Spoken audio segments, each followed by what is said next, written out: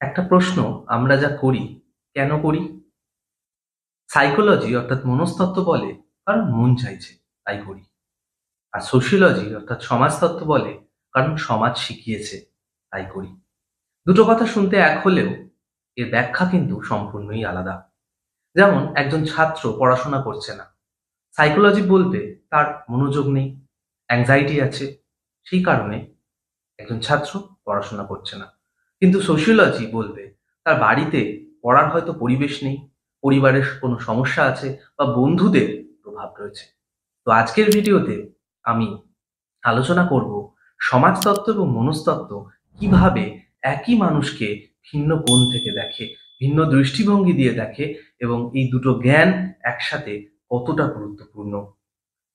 দুটো বিষয়ের similarities, dissimilarities নিয়ে আলোচনা করব, এবং সমাজে এই দুটো শাস্ত্রকে একসাথে নিয়ে যদি কাজ করা যায় তাহলে কি দাঁড়ায়, এই সমস্ত নিয়ে কিন্তু আজকের আলোচনা থাকবে। তো আমি Biswajit Ghosh.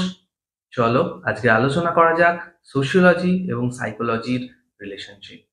Relationship between sociology and psychology, অর্থাৎ সমাজতত্ত্ব এবং মনস্তত্ত্বের মধ্যে সম্পর্ক। প্রথমেই বলি যে সমাজতত্ত্ব এবং মনস্তত্ত্ব এই দুটো যে স্বতন্ত্র বিষয়, এই দুটো স্বতন্ত্র বিষয় হলেও তারা কিন্তু একে অপরের সাথে আন্তঃসংযুক্ত সমাজবিজ্ঞানের শাখা, যেটা মানব আচরণ এবং সামাজিক যে পারস্পরিক সম্পর্ক এগুলিকে বিশ্লেষণ করে। এবং দুটি বিদ্যার লক্ষ্যই হচ্ছে মানব আচরণকে বোঝা। তা সত্ত্বেও তারা ভিন্ন ভিন্ন দৃষ্টিকোণ থেকে বিষয়টা অবশ্যই ব্যাখ্যা করে। তাদের আলাদা আলাদা পার্সপেক্টিভস রয়েছে। পাশাপাশি মানুষের আচরণকে যে সামাজিক প্রেক্ষাপটে সম্পূর্ণভাবে যদি বুঝতে হয়, তাহলে এই দুই শাস্ত্রই কিভাবে একে অপরের সম্পূরক বা পরিপূরক এবং ভিন্নতরও করে তোলে সেটা জানা আমাদের অত্যন্ত গুরুত্বপূর্ণ। তো প্রথমেই জেনে নিই যে হোয়াট ইজ সোশিওলজি এবং হোয়াট ইজ সাইকোলজি। সমাজতত্ত্ব কাকে বলে এবং মনস্তত্ত্ব কাকে বলে? সমাজতত্ত্ব দেখো হলো সমাজ, সামাজিক সম্পর্ক, সামাজিক প্রতিষ্ঠান, সামাজিক আচরণ এবং সমাজের পরিবর্তনকে বৈজ্ঞানিকভাবে অধ্যয়ন করার এক শাস্ত্র। এটা মূলত বৃহত্তর ম্যাক্রো স্তরে মানুষের সামাজিক আচরণ, সামাজিক কাঠামো ও সামাজিক প্রক্রিয়াকে কিন্তু বিশ্লেষণ করে। সমাজতত্ত্বের মধ্যে রয়েছে সামাজিক স্তরবিন্যাস, সংস্কৃতি, সামাজিকীকরণ, বিভিন্ন সামাজিক প্রতিষ্ঠান এবং সামাজিক পরিবর্তন। অর্থাৎ সমাজ কিভাবে গড়ে ওঠে, মানুষ কিভাবে গোষ্ঠীতে থাকে, নিয়ম কানুন সংস্কৃতি কিভাবেই বা চলে, এই সব কিন্তু সোশিওলজি দেখে বা গবেষণা করে। অন্যদিকে মনস্তত্ত্ব বা সাইকোলজি হচ্ছে মানব মনের কার্যপ্রণালী ও আচরণের বৈজ্ঞানিক অধ্যয়ন। অর্থাৎ মানুষের মন এবং আচরণ এখানে খুব গুরুত্বপূর্ণ, যেখানে ব্যক্তির মানসিক প্রক্রিয়া, অনুভূতি এবং অভিজ্ঞতার বিশ্লেষণ করা হয়। মনস্তত্ত্বের ক্ষেত্রের মধ্যে অন্তর্ভুক্ত জ্ঞানগত বা চিন্তন প্রক্রিয়া, ব্যক্তিত্ব, মানব বিকাশ, মানসিক স্বাস্থ্য এবং ক্ষুদ্র বা মাইক্রো স্তরে মানুষের সামাজিক আচরণ। এই গেল সমাজতত্ত্ব এবং মনস্তত্ত্বের ডেফিনেশন। এবার এই সমাজতত্ত্ব এবং মনস্তত্ত্ব, সোশিওলজি অ্যান্ড সাইকোলজির মধ্যে কিছু সিমিলারিটিস রয়েছে, কিছু মিল রয়েছে, সেগুলো নিয়ে আলোচনা করব। তার আগে আরও এক দু কথা বলি যে সমাজতত্ত্ব এবং মনস্তত্ত্বের যে সম্পর্ক রয়েছে, দুটোই কিন্তু মানুষকে বুঝতে চায়, এটা আমাদের মনে রাখতে হবে, কিন্তু ভিন্ন ভিন্ন দিক থেকে অবশ্যই। সহজ ভাষায় যদি আমরা বলি, তাহলে সহজ ভাষায় যদি আমি বলবো, তো তাহলে সাইকোলজি হচ্ছে দেখছে মানুষকে ব্যক্তি হিসেবে কেমন, আর সোশিওলজি মানুষকে দেখছে সমাজে কিভাবে তারা আচরণ করছে। এই জায়গাটা বড় কিন্তু পার্থক্য।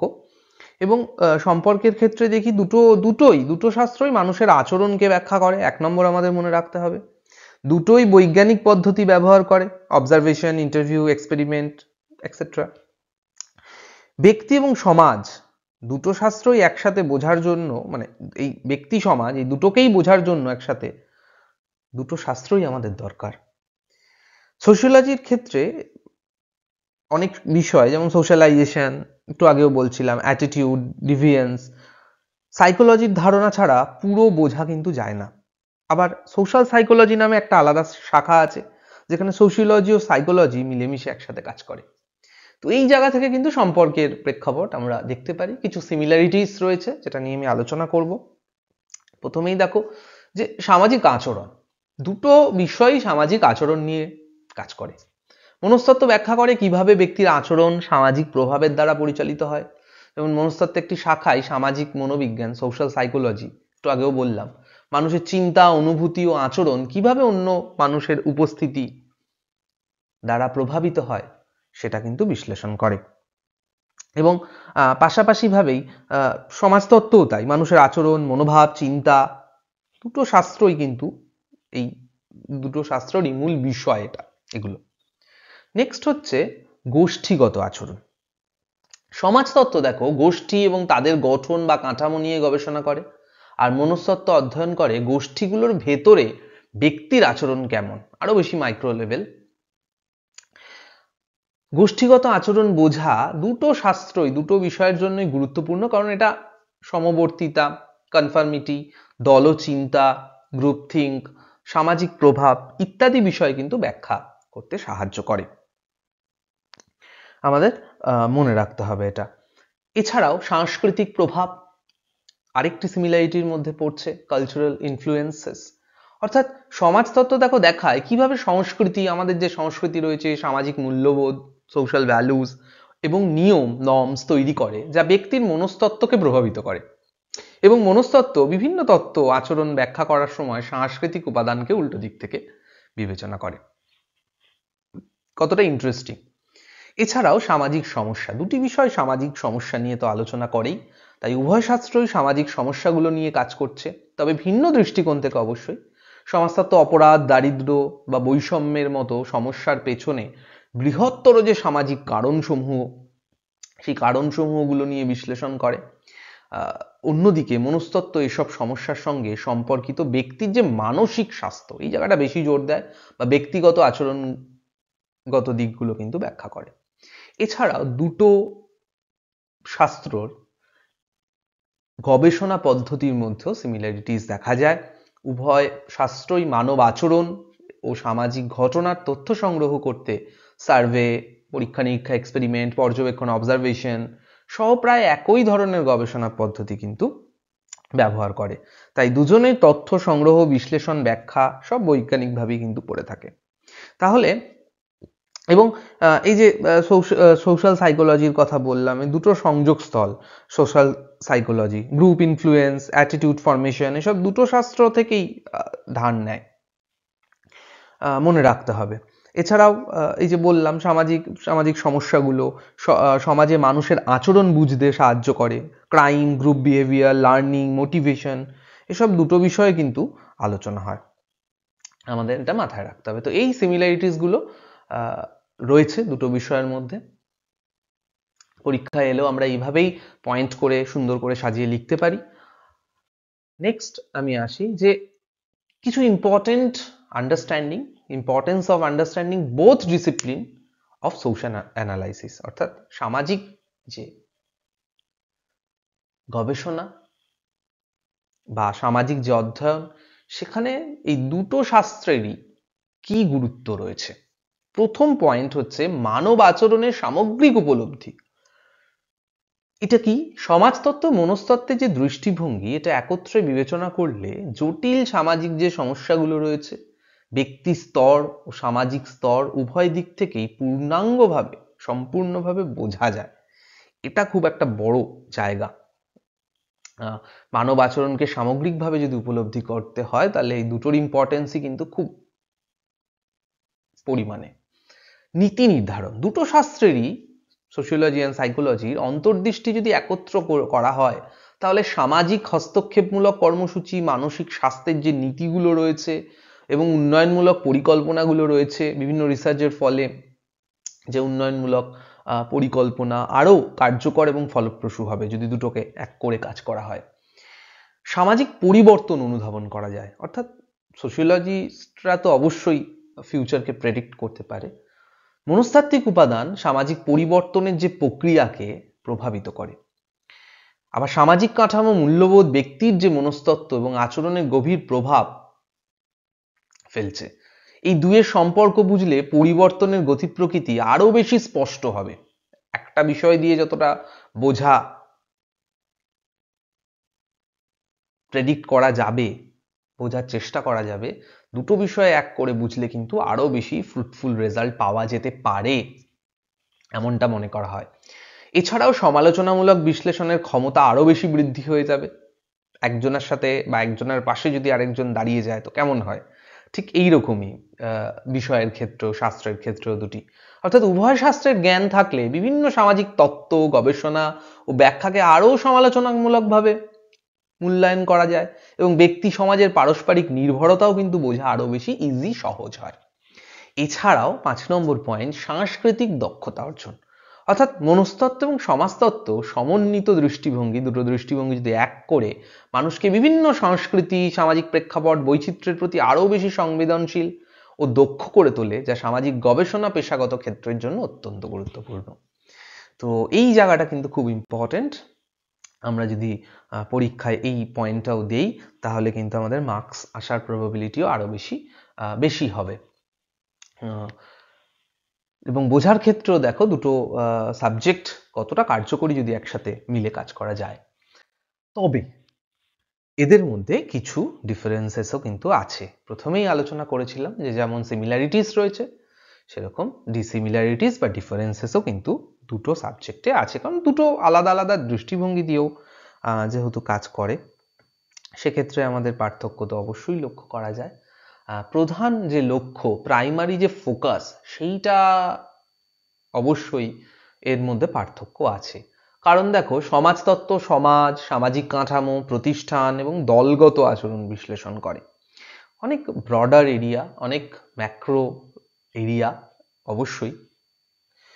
কিন্তু মনস্তত্ত্ব যে ব্যক্তির মানসিক প্রক্রিয়া, আচরণ, আবেগ এবং অভিজ্ঞতা, এগুলোকেই বিশ্লেষণ করে। প্রধান লক্ষ্য অর্থাৎ মাইক্রো এরিয়াতে কিন্তু কাজ করে মনস্তত্ত্ব, এটা মাথায় রাখতে হবে। Unit of analysis, second point, second differences, বিশ্লেষণের একক, অর্থাৎ সমাজতত্ত্ব সাধারণত গোষ্ঠী, সম্প্রদায়, প্রতিষ্ঠান এবং পুরো সমাজকে কেন্দ্র করে, বললাম ম্যাক্রো এরিয়া, ম্যাক্রো লেভেল। মনস্তত্ত্ব কিন্তু মূলত ব্যক্তিকে কেন্দ্র করেই, ব্যক্তি মেন ফোকাস, কখনো ছোট গোষ্ঠীর আচরণও বিশ্লেষণ করে কখনো। 3 নম্বর ডিফারেন্সেস, থিওরিটিক্যাল অ্যাপ্রোচেস এর মধ্যে, তাত্ত্বিক ধারণা, অর্থাৎ সমাজতত্ত্বে আমরা দেখি ফাংশনালিজম, ক্রিয়াবাদ, কার্যকারিতাবাদ, সংঘাতবাদ, কনফ্লিক্ট থিওরি, দ্বন্দ্ব তত্ত্ব, প্রতীকী মিথস্ক্রিয়াবাদ, সিম্বলিক ইন্টারঅ্যাকশনালিজম, এগুলো তাত্ত্বিক ধারণার মধ্যে আমরা দেখি। আমরা সিম্বলিক ইন্টারঅ্যাকশনালিজমের ক্ষেত্রে কিন্তু প্রতীকী আন্তঃক্রিয়াবাদই করব, যোগাযোগবাদ না করে। মনস্তত্ত্বর ক্ষেত্রে যেমন বিহেভিয়ারিজম, আচরণবাদ আছে, মনোবিশ্লেষণ আছে, সাইকো অ্যানালাইসিস আছে, জ্ঞান তত্ত্বমূলক মনোবিজ্ঞান আছে, কগনিটিভ সাইকোলজি, মানবিক মনোবিজ্ঞান, হিউম্যানিস্টিক সাইকোলজি, এগুলো নিয়ে কাজ হয়। তাহলে তাত্ত্বিক ধারণার ক্ষেত্রেও কিন্তু কিছুটা ডিফারেন্সেস আমরা দেখতে পাই।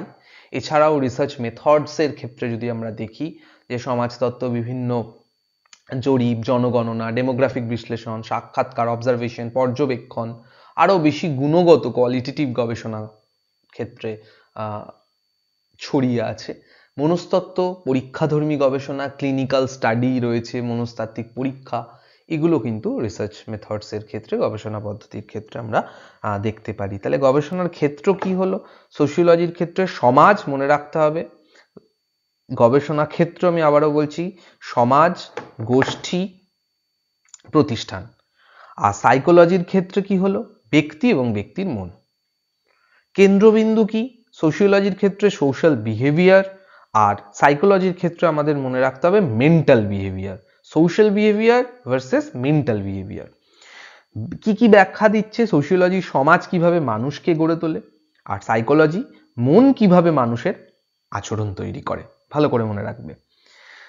ইউনিট অফ অ্যানালাইসিসের ক্ষেত্রে মেন সোসাইটি গ্রুপ, সাইকোলজির ক্ষেত্রে ইন্ডিভিজুয়াল, বাট কখনো কখনো বললাম ছোট ছোট গোষ্ঠীও কিন্তু নিয়ে আলোচনা করে, কেন্দ্র বিন্দুতে থাকে। পদ্ধতিগত সার্ভে, ইন্টারভিউ, অবজারভেশন, বেশিরভাগ ক্ষেত্রে মানে সোশিওলজিতে এগুলো সার্ভে, ইন্টারভিউ, অবজারভেশন। আর সাইকোলজির ক্ষেত্রে এক্সপেরিমেন্ট, টেস্ট, কেস স্টাডি। অবশ্যই কেস স্টাডি সোশিওলজিতেও হয়, তবে ডিফারেন্সেস রয়েছে কিছুটা। মূল চিন্তাধারা তাহলে কি দাঁড়াচ্ছে সোশিওলজির ক্ষেত্রে? মানুষ সমাজেরই ফল।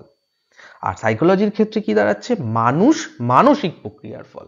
ভালো করে মনে রাখবে, সোশিওলজির ক্ষেত্রে কি মানুষ সমাজের ফল, আর সাইকোলজির ক্ষেত্রে মানুষ মানসিক প্রক্রিয়ার ফল। অ্যান্ড এক্সপ্লেনেশন ফাইনালি, সোশিওলজি কি কি এক্সপ্লেনেশন করে? Social problems, policy making. আর আমরা যদি সাইকোলজির ক্ষেত্রে দেখি তাহলে কাউন্সিলিং, থেরাপি, মেন্টাল হেলথ, এই জায়গাগুলোকে দেখে। তো এই ডিফারেন্সেস আলোচনা করলাম সবটা নিয়ে, এবং বিভিন্ন এক্সাম্পল আমরা চাইলেই ব্যবহার করতে পারি। যেমন আরো সহজ ভাষায় যদি আমি বোঝাই তাহলে দেখো, সাইকোলজি কি বলবে, একদম সিম্পল এক্সপ্লেনেশন করছি যাতে তোমাদের বুঝতে সুবিধা হয়। সাইকোলজি বলবে একজন মানুষ কেন রাগ করে। ভালো করে মন দিয়ে শুনবে। একজন মানুষ কেন রাগ করে? কারণ তার মনের ভেতরের কারণ, এই জন্য রাগ করে, ফ্রাস্ট্রেশন, স্ট্রেস, এই জন্য। কিন্তু সোশিওলজি কি বলবে? সোশিওলজি এখানে বলবে সমাজে কেন রাগ বাড়ছে, এই প্রশ্নটা করবে। বেকারত্ব, দারিদ্র, সামাজিক চাপ ইত্যাদি, এগুলোর জন্য সামাজিক রাগ বাড়ছে। তাহলে দুটো এক্সপ্লেনেশন দেখো, দুটোর থিঙ্কিং, চিন্তাধারা বা পার্সপেক্টিভগত দিক আলাদা। সুতরাং psychology individual mind, sociology social life. Psychology ভেতরের মানসিক কারণ দেখে, সোশিওলজি বাইরের সামাজিক কারণ দেখে। দুটোই অবশ্য বৈজ্ঞানিক, দুটোই মানুষের আচরণ ব্যাখ্যা করে, মাথায় রাখতে হবে। এছাড়াও ছোট ছোট যদি আমরা এক্সাম্পল দিই কনক্লুশন আসার আগে, দেখো সাইকোলজি ব্যাখ্যা করছে যে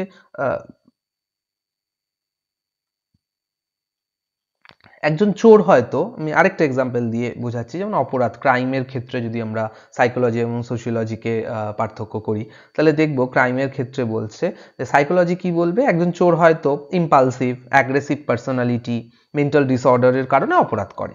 কিন্তু সোশিওলজি কি বলবে, একটা মানুষ কেন অপরাধ করে? সমাজে চুরি বাড়ছে, তার কারণটা কি? কারণ সমাজে চুরি বাড়ছে তার কারণ দারিদ্র, তা হতে পারে বেকারত্ব, আরবান স্লাম কন্ডিশনসের জন্য, পিয়ার গ্রুপ প্রেশারের জন্য, সমাজের নৈতিকতা দুর্বলের জন্য। অর্থাৎ সাইকোলজি বলবে ব্যক্তিগত মানসিক কারণ, আর সোশিওলজি বলবে সামাজিক কারণ। দুটোই কিন্তু গুরুত্বপূর্ণ, এটা আমাদের মনে রাখতে হবে। আরেকটা এক্সাম্পল দিই, খুব ইন্টারেস্টিং। লো মোটিভেশন, পড়াশোনা না করা। সাইকোলজির ক্ষেত্রে কি বলবে, ছাত্র পড়তে চায় না কেন? নিজেদের দিয়ে ভাবো। মনোযোগ কম, সাইকোলজি বলবে। আত্মবিশ্বাস নেই, অ্যাংজাইটি আছে, লার্নিং ডিফিকাল্টিস আছে, এই জায়গাগুলো থেকে ব্যাখ্যা করবে। সোশিওলজি কি ব্যাখ্যা দেবে? সোশিওলজি ব্যাখ্যা দেবে অনেক ছাত্র পড়াশোনা থেকে দূরে থাকে কারণ পরিবারে শিক্ষার পরিবেশ নেই, এমনটা হতে পারে। দারিদ্র, এমন তাই হতে পারে। বাবা মা অশিক্ষিত, সেই কারণে হতে পারে। বন্ধুদের গ্রুপে পড়াশোনার গুরুত্ব কম, এ কারণে হতে পারে। বা সোশ্যাল মিডিয়া কালচার, এই কারণেও হতে পারে। তাহলে দেখো কত সুন্দরভাবে আমরা বুঝতে পারি যদি চাই সাইকোলজিকে, সোশিওলজিকে। আরও যদি এক্সাম্পল দাও, ভরে ভরে এক্সাম্পল দিয়ে আমি সহজ ভাষায় তোমাদের বোঝাতে পারি। যেমন আরেকটা বিবাহ বিচ্ছেদের কথা যদি বলি, ডিভোর্সের ক্ষেত্রে যদি বলি, সাইকোলজি, সোশিওলজি। সাইকোলজি বলবে দম্পতির ইমোশনাল মিসম্যাচের জন্য, পার্সোনালিটি ক্ল্যাশ, কমিউনিকেশন প্রবলেম, এগুলোর জন্য ডিভোর্স হচ্ছে। সোশিওলজি বলবে সমাজে ডিভোর্স রেট বাড়ছে নারীর অর্থনৈতিক স্বাধীনতার জন্য হতে পারে, আইনি সুবিধার জন্য হতে পারে, নিউক্লিয়ার ফ্যামিলি বৃদ্ধির জন্য হতে পারে। এছাড়াও লাস্ট আরেকটা এক্সাম্পল দিই, যে সোশ্যাল মিডিয়া অ্যাডিকশন। সাইকোলজি কি বলবে, ডোপামিন রিওয়ার্ড সিস্টেমের জন্য, লোনলিনেসের জন্য, অ্যাংজাইটি, এগুলোর জন্য। কিন্তু সোশিওলজি সমাজে সোশ্যাল কম্প্যারিজন কালচারের জন্য, ইনফ্লুয়েন্সার্সের প্রভাব, পিয়ার প্রেশার, লাইফস্টাইল চেঞ্জেস, এগুলোর জন্য। তো এইবার আমরা কনক্লুশনে আসি।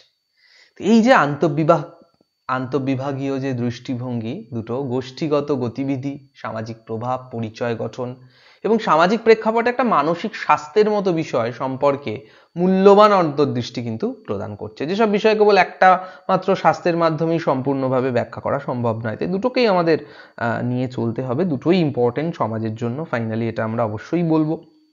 অর্থাৎ সোশিওলজি, সাইকোলজি দুটো অবশ্যই আলাদা শাস্ত্র হলেও মানুষকে বোঝার ক্ষেত্রে, যদি মানুষকে বুঝতে হয়, একে অপরের পরিপূরক, পরিষ্কার কথা। এই সম্পর্ককে স্বীকার করা মানব আচরণ ও সামাজিক সমস্যাকে সম্যকভাবে বোঝার জন্য অত্যন্ত গুরুত্বপূর্ণ। এর মাধ্যমে বিশ্লেষণ আরো বেশি সূক্ষ্ম হয়, কারণ এতে মনস্তাত্ত্বিক উপাদানগুলোকে সামাজিক কাঠামো থেকে বিচ্ছিন্নভাবে দেখা হয় না এবং সামাজিক ঘটনাকে মনস্তাত্ত্বিক মাত্রা বিবেচনা করে ব্যাখ্যা করা যায়। তাই সাইকোলজি ব্যক্তির মন, অনুভূতি, মানসিক প্রক্রিয়ার ব্যাখ্যা দেয়, সোশিওলজি ব্যাখ্যা করে সমাজ, গোষ্ঠী ও সামাজিক কাঠামো কিভাবে মানুষের আচরণকে করে তোলে। মানুষের আচরণ কখনোই শুধু মানসিক কারণ দিয়ে, কখনো শুধু সামাজিক কারণ দিয়েও ব্যাখ্যা করা যায় না। তাই মানব জীবনের পূর্ণাঙ্গ ব্যাখ্যার জন্য ব্যক্তির মন, সমাজ দুটোই, উভয় দৃষ্টিভঙ্গি অপরিহার্য, আমাদের মনে রাখতে হবে। আমাদের লাইফে, আমাদের দৈনন্দিন জীবনেও এটা কিন্তু খুব গুরুত্বপূর্ণ এই আলোচনাগুলো।